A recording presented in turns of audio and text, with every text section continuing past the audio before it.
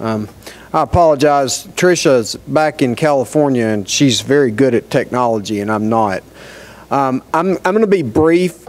I care about this subject. I think like Mauricio said, there's a lot of reasons for this. I'm just going to give you a few statistics that I think are interesting. Greg and I may be presenting something tomorrow that's a very, very incredibly watered down version of a small ratings criteria change. I don't know if we're going to get there or not. Here's the point. The WBO, and they're sitting right here, really, we hadn't done a lot of progress this year. I got the stats. We're about to show them. WBC sends me their reports every week. Been helpful. Now, I understand your position. I understand the ABC's position as well. We can add things to the ratings criteria. I'm aware of that. Can't we, Pat? Yeah. See, Pat just talked about the Ali Act. I feel like that ratings criteria is the Commission's, the ABC's biggest tool for boxing. Weight cutting's and the reason I'm not there yet, and I'm going to talk with WBO about it, it's a difficult thing. It's hard to figure this thing out. I'll tell you where my thoughts are at. We'll look at the stats. Here's my thoughts. And I think I'm going to do it in California. I'll try it there first. I think I'm going to say 15% or more the next day. Gosh, guys, that's a lot. On an MMA fighter, it's 170 if you're a welterweight. You got to hope that you're going to be less than 196 the next day. That's the hope. My numbers show otherwise. We're going to kill fights. It's going to be over. We're going to kill the fights. We already killed one earlier this year, didn't we, Corey, at Bellator? Okay. I'll tell you a little story about that one. 55, and the guy missed weight, so he was 56 and a half. The 55 is 168 the next day. The 56 and a half was, I believe, 191 and change, wasn't it? I believe that's what it was. They didn't look like the same weight class. Oh, maybe because they weren't the same weight class, but they didn't look visibly different. And I just made the decision, we're killing this fight. And talked to the doctors, and Bellator agreed with me.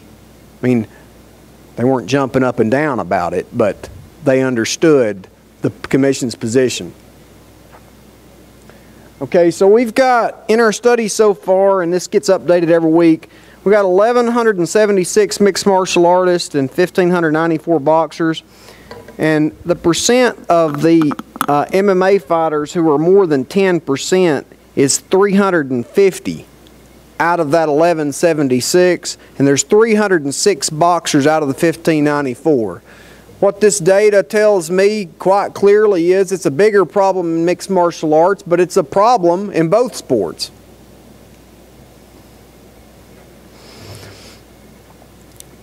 Now, in 2019, we've had 754 boxers so far, and 16% of the boxers had a 10 to 14% weight change overnight. But 1% of them, 11 of them, had 15% or greater. Now, what's unfortunate, and we're getting there, is some of those guys were champions. Okay. What that tells me is that people that make more money, have more to lose, take greater risks. It's common sense, but my data is starting to show that. Now, here's the number that exceeded. Now look, you'll see the WBC's high in that. Well, we run a lot of WBC fights. We neighbor Mexico, don't we, Mauricio? We work together almost every week, it seems like. We run a lot of fights in general, but 7 of these boxers gained 15% or more on this title list. Let me go back. Here's where we're having some success, and this is where we're having some, and I would encourage you guys to do this. When we see these drastic weight gains, We're having success as we move them up in weight class.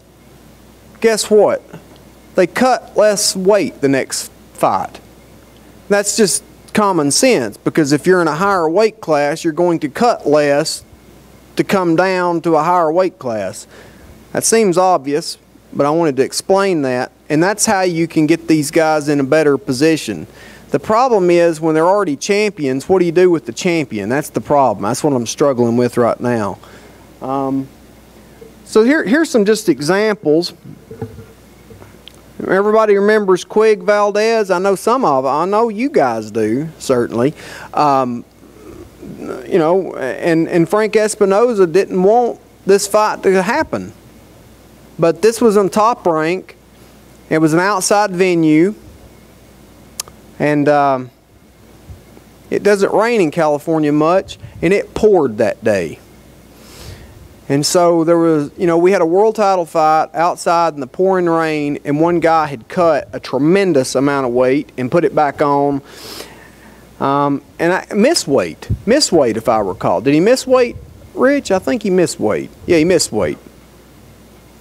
I'm trying to think of some.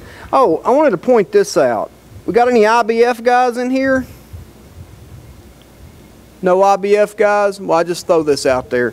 The IBF has the second day weigh-in. Okay, Kim's very familiar with the second day weigh-in. Happens in the morning. Okay, Mauricio mentioned that he does his weigh-in when they get to the arena. That's what I would suggest to everyone. If you're going to weigh these guys again, do it when they get there to the fight, because guess what they do? They just don't eat a lot that night. They eat a lot, but they can't go more than 10 pounds under the IBF system. Okay, so they make the weight the next day and then they throw it on. And I got data to prove it. It's right here. I got all kind of these. We can go on and on about this. But look, they're coming in. I've got ones a lot worse than this one, but here's one right here. Here was, let's see, Porter Yugas, that was yours, Mauricio. So look, I mean, Porter gained a lot. Look at the Rico Ramos, 14%. Oh, here was Angela, that was ours, Rich. Look, these are a lot of weights that are being gained, and we're watching these guys, but I don't really know what to do with it when they're champions just now. It's tough. I'm not sure what to do with it, because, you know, if you move somebody up a weight class, what does that do to their title? I guess that's up for them to figure out, but it's tough. So I'm trying to just get them into like a diet plan or something so that they will just, it's not good for their bodies. And then I have a whole fairness competition element of the situation, because if you have guys in different weight classes fighting each other the next day, what does that do with their weight spread rules? There was an ostrich slide up here yesterday, had the head in the sand. I suppose that's easier, but I don't want it to be easier. I know now this information, and so we've got to do something with it.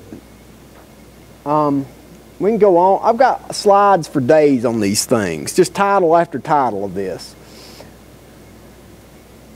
I don't know how many Tricia put in here, a lot. Okay, and here's the MMA. You remember the 1% in the box, and I have less MMA fighters, and I got 3% doing more than 15% in MMA.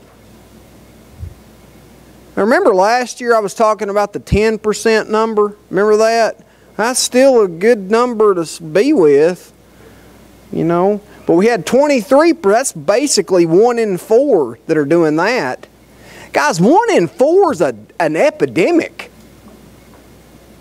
That's an epidemic, and we're sanctioning it. We're giving them the license. We're approving the fight, and they're just marching on along. Let me tell you about my 15% rule. This is what I think is going to happen, but I'm not telling the membership to do this, because this is what I think. And I'm not quite there yet. I'm still looking at language, still going to do some things. But this is what I think will happen. I think there's some skin in the game with the matchmaker and the promoter at this point. I don't think these two are going to let the fight go forward if there is any business grist to that promotion. That's what I think. And they've got the data just like I've got it. And the UFC's got it just like I've got it. And they're looking at these guys' weights. And I think they'll probably say, and I'll work with the matchmaker, hey, let's move that fight up a few pounds. There is such a thing as catch weights in mixed martial arts, in case people weren't aware. I would encourage the commissions to, you know, I have those conversations, like I have them every Monday or Tuesday when we get the weights in. Let's do a catch weight. Let's talk about it.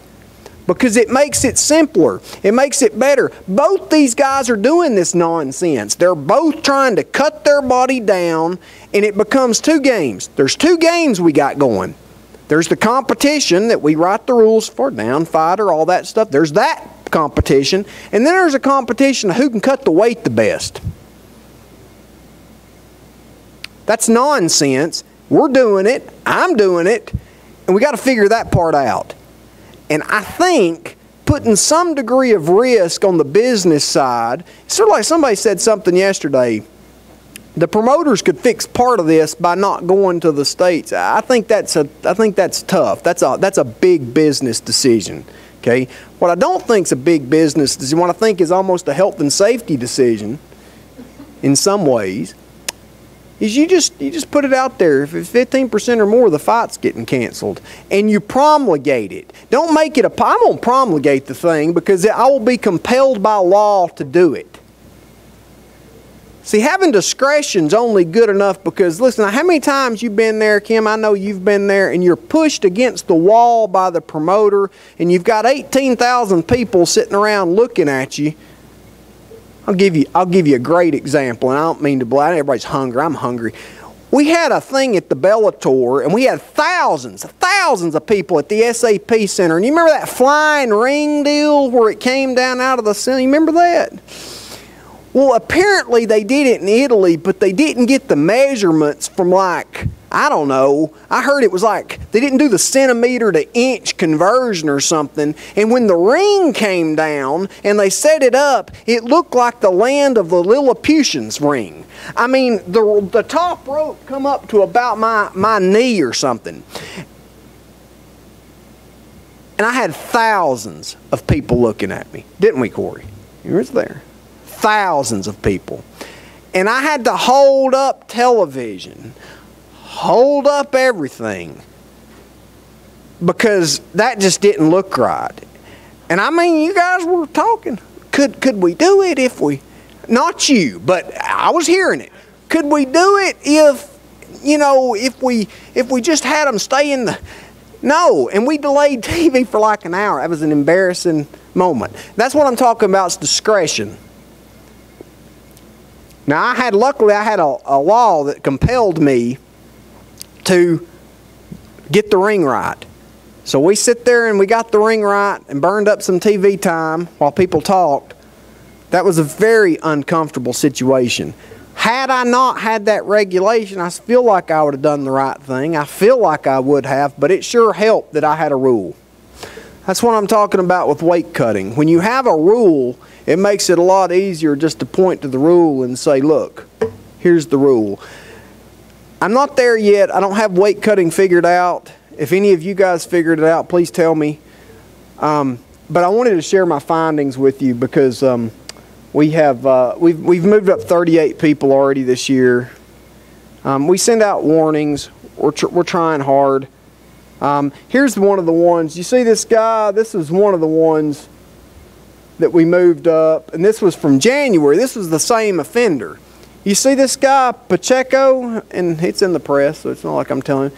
He gained 20% on that fight, and he came back the next one. I moved him up, and somehow or another there was a miscommunication in the contract. He got to Pachanga for the next Bellator, and he did more than that on the next fight. I think he broke 190 the next time. So that was the fight that we had to cancel. But we're having to look at this stuff. I mean, this is, I'm not trying to pick on Bellator. We got everybody up here, the whole group.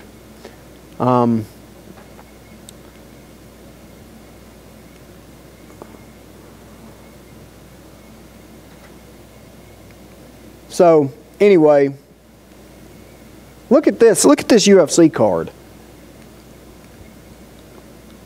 The guys in red are the guys over 10%. I mean, this is what we're dealing with. So we haven't got it figured out yet, but That's my findings. I'm continuing to try to fight the good fight on this. It's tough because everybody's doing it. My numbers show it. I'm happy to share my numbers with any ABC member. You email me, I'll send you my package. I've got it all. The problem with it, and the reason I'm not bringing forth like some kind of change just yet, and I talked to the WBO about it yesterday, it's not that I don't want to do something.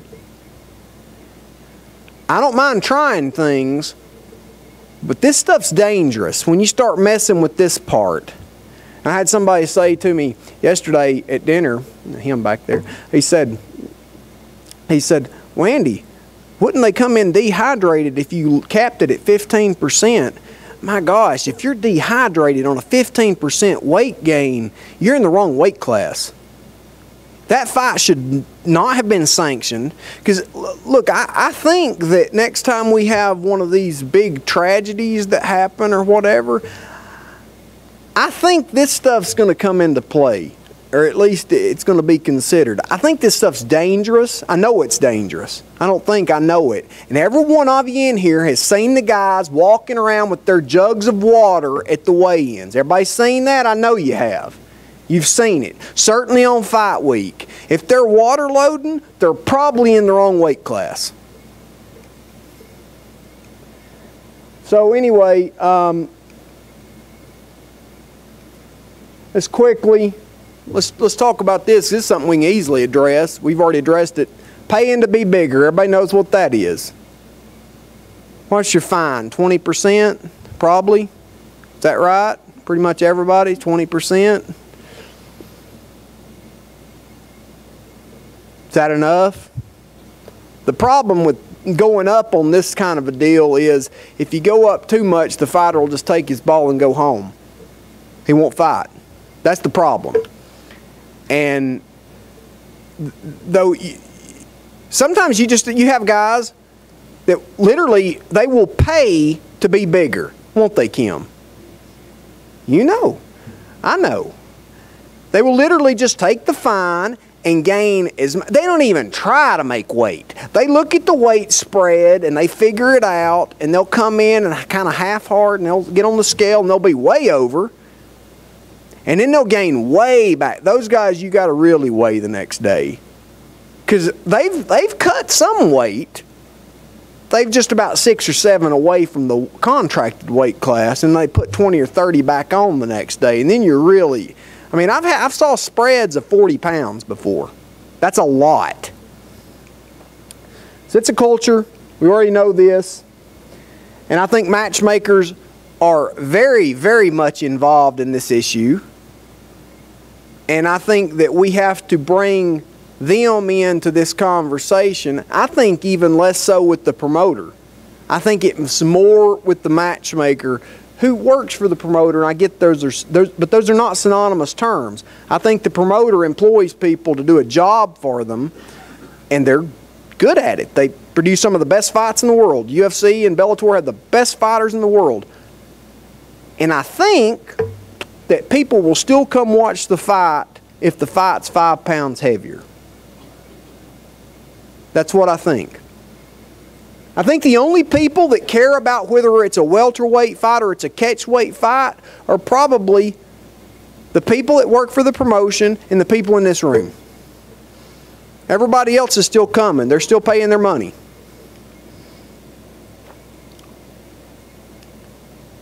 So this was part of my thing. I just wanted to point this out. For the boxing guys, the WBC you've done, I mean, I commend you. I mean, we started this last year, and you guys have really, I mean, every week I get that email. Every week. John, I know, you know, hopefully we can have this conversation and we can talk about it. I feel like the WBO does have a role to play here and can help us out. I know it's our job, but I feel like the boxing, these boxers want to fight for these belts. People tune in for the belts. I feel like that's good. So anyway, that's I feel like I haven't had much of a point to this because I don't have you a solution. I don't know. I just want you to know that this is a problem and there's not an easy answer to it. But I feel like we're getting closer to getting this thing kind of. The only positive thing I've seen is every time I move somebody up, they cut weight less the next time. And I've moved up probably since I've started this, maybe 150 since I've started the program. And those people are cutting less weight. So that's helpful. So anyway, thanks for your time.